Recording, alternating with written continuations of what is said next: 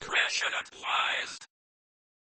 It is not uncommon that if you casually peruse forums such as Reddit, you will come across a post so intriguing, it will leave you wanting to know more. Diving into more posts, traveling to other websites, reading news, and eventually leaving the internet altogether, arriving at the real world in all of its darkness. Today we will be exploring the darkest internet rabbit holes.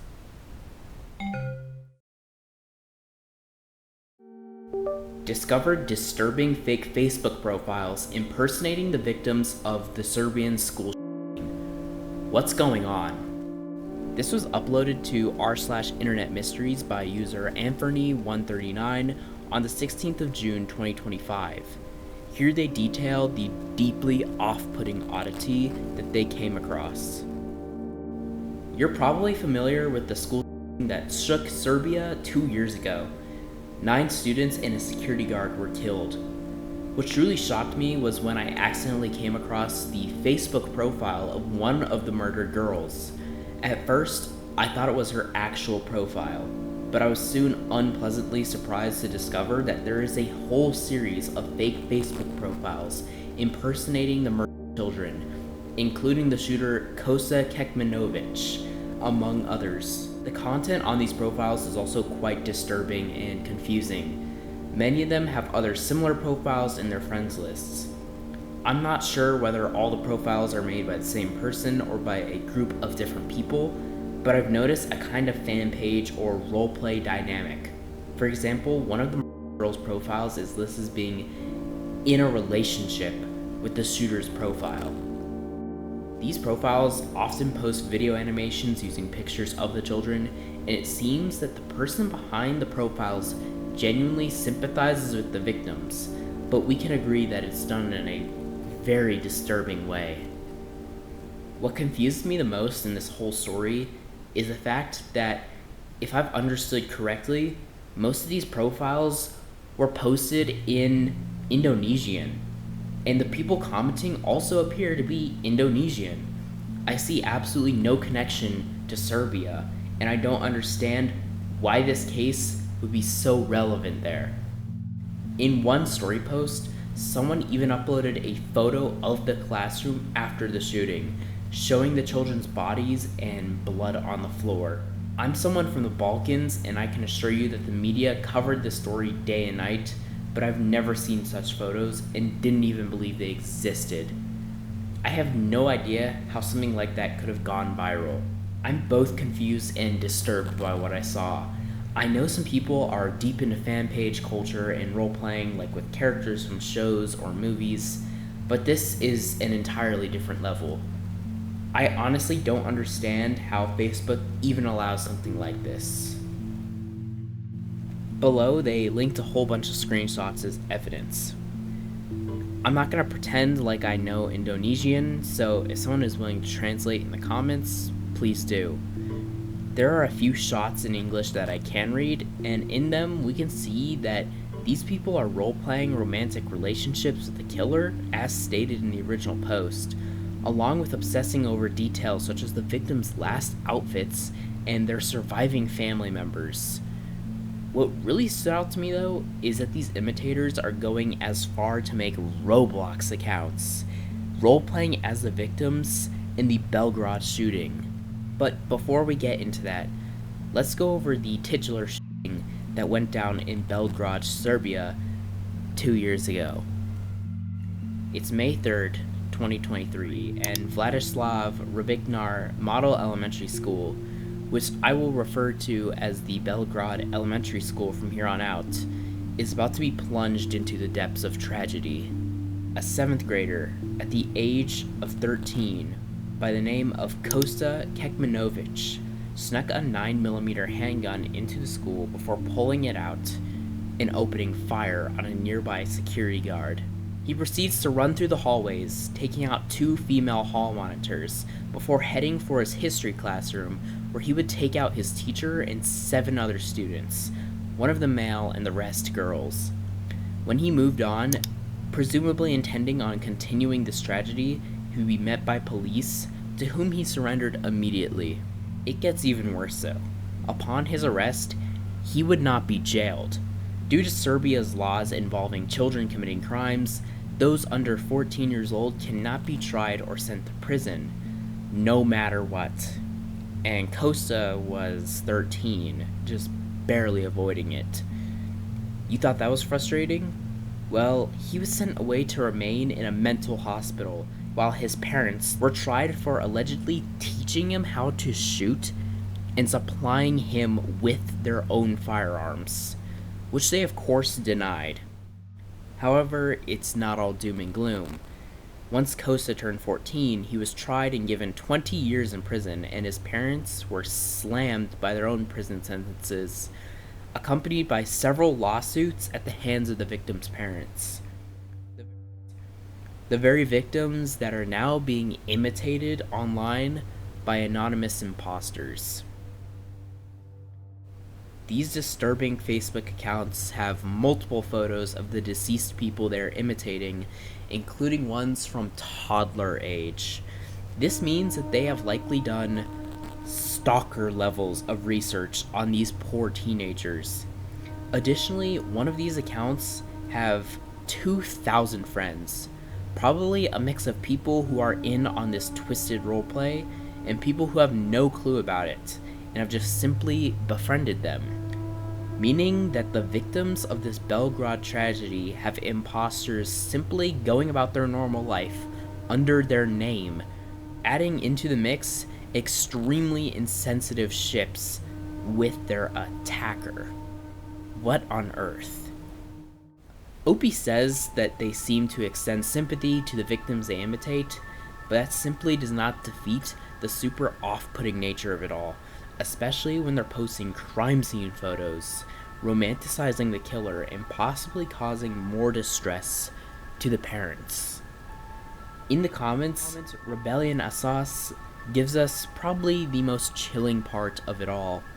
I'm from the Balkans too, so I usually stay away from this topic. It's just creepy and disturbing.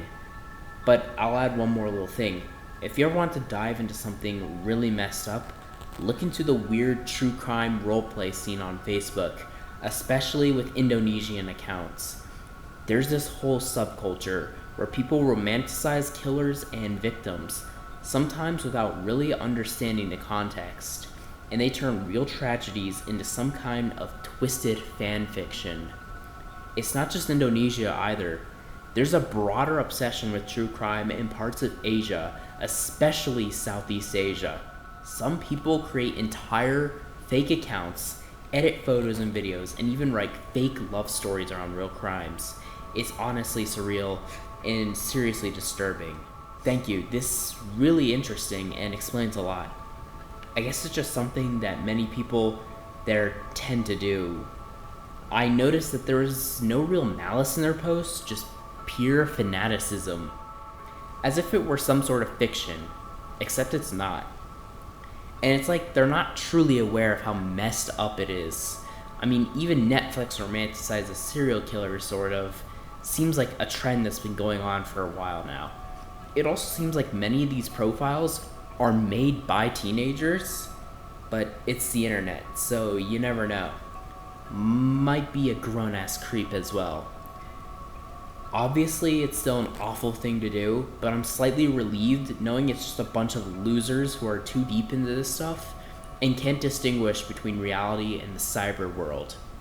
A little off topic, somewhere in China, not sure exactly where, but there's a roleplay and reenactment group for Airsoft.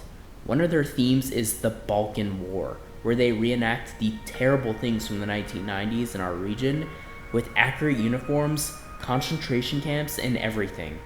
I think the culture there is just so different and distant from ours. I'm sure they don't mean anything bad by it, they just don't feel it in the same way we do. For them, it's just fun. For us, it's a horrible part of our history where many of us lost family members. It is true that there is a small but very real section of the true crime community that romanticizes killers, especially in the US, where this type of violence is common. go on to TikTok or maybe back in the day Tumblr and just scroll the website for a bit under the label true crime, you will find edits and romantic fan fiction galore of just the worst kinds of people. And of course, it's not really a surprise that these people also tend to be heavily racist and into horrible ideologies, stuff like that just overall isn't good. I would be concerned if you knew someone like this. I should emphasize that unlike what some people think, this is in fact not even close to a majority of the people who enjoy learning about true crime. But those who do take part in it, well, to each their own. Just be aware of what kind of despicable things you are choosing to romanticize. And if you know someone like this, just keep an eye on them, probably.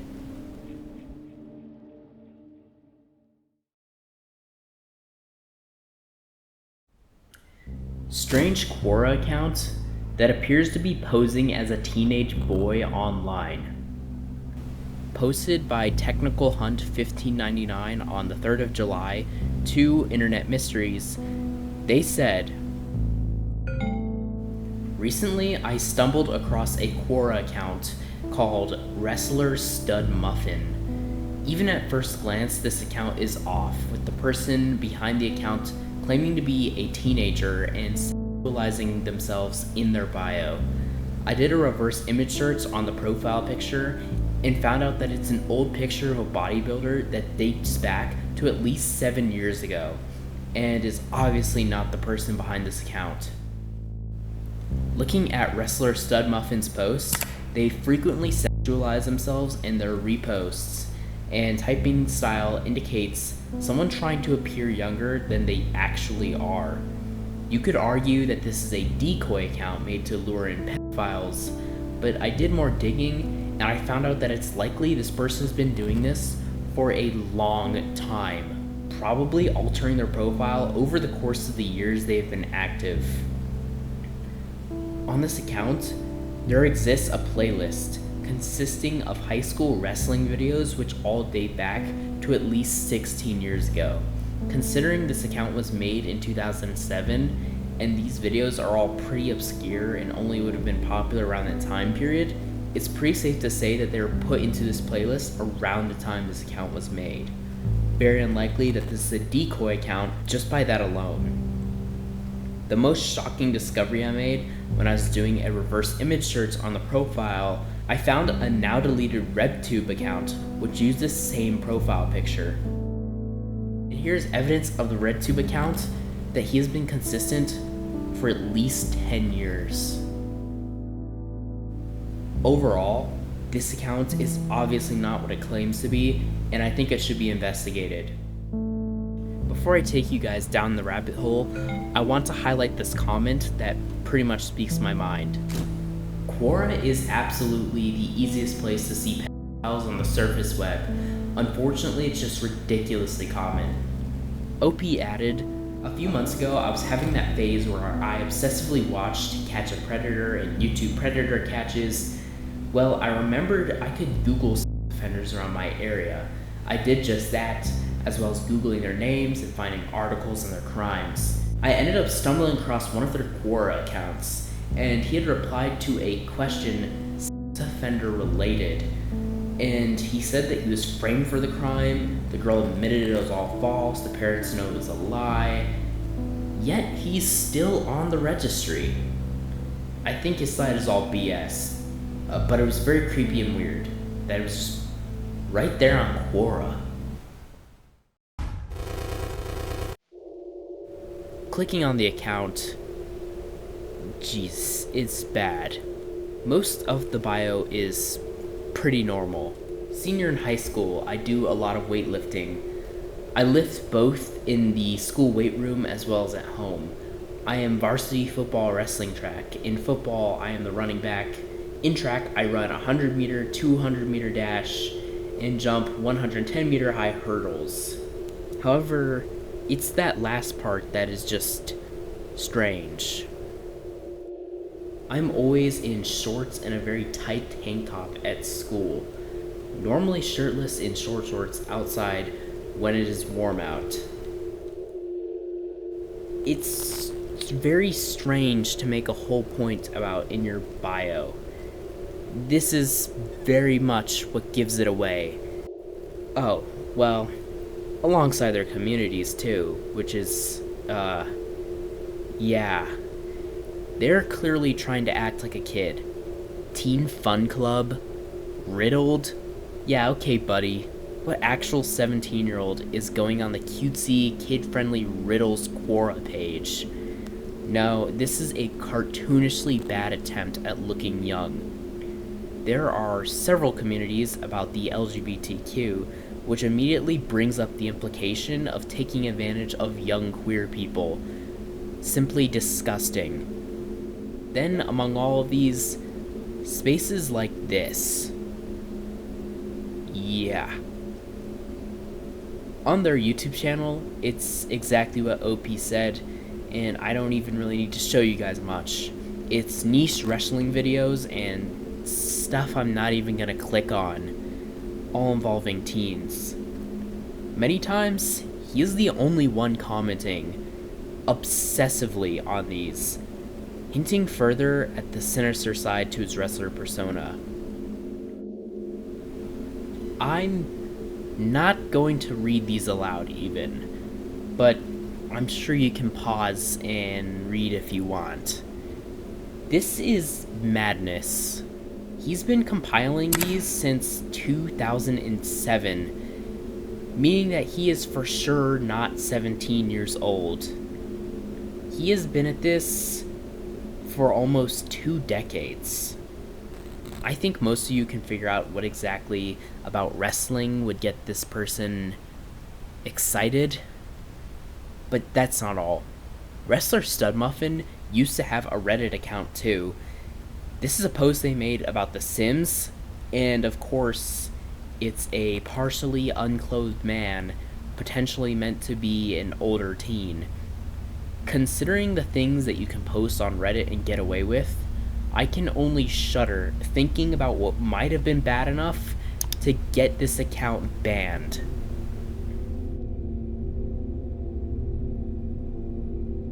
Going this far to do this on all of your social media accounts, and even in the games you play. This is someone very creepy and very obsessed with younger guys. Of course, I know what a lot of you guys are thinking. This does bring to mind the whole situation with Smart Schoolboy 9 a year ago, where a mysterious figure residing in the UK was exposed as a predator behind several accounts pretending to be various very young schoolboys and girls. And even though the internet turned him into a kind of meme boogeyman and the trend cycle spit it out and moved on, that whole thing still strikes me as very disturbing. So it is certain at this point that wrestler Studmuffin is faking their age and has a quirk for underage guys. So now it is also certain that the communities they are moderating for have likely been created with malicious intent. Teens of all ages, unaware of this scheme, could be seeking out a safe space to talk to others like them online, and they are being lured in by people like Wrestler for God knows what purposes. I've gone on Quora before myself, just thinking it was like Reddit light, and expecting to see those funny Christian baby posts I always saw on Quorators. And while I haven't seen any of these particular kinds of people, thank God, I have seen tons of people just casually role-playing their quirks. Additionally, there are times when nothing sexual is involved, but destructive behaviors and the harming of oneself is encouraged en masse. I don't seek this stuff out. It's just so ridiculously common on that site, and therefore way too easy for minors to get access to. Sure, Reddit has neckbeards and cringe fandoms, but Quora has people like this.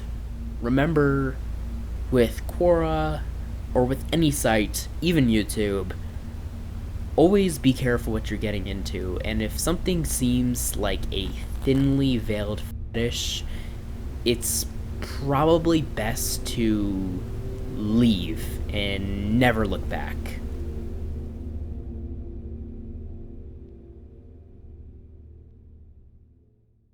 The internet is full of surface level, speculatory posts that can lead you down the rabbit hole and eventually into the real world. These were the darkest internet rabbit holes. Thank you for watching this video and consider subscribing. I like to think I've earned it. We recently hit 1K and my next goal is 10K, so let's get those numbers up. I will see you guys in the next one, and remember, don't imitate the deceased.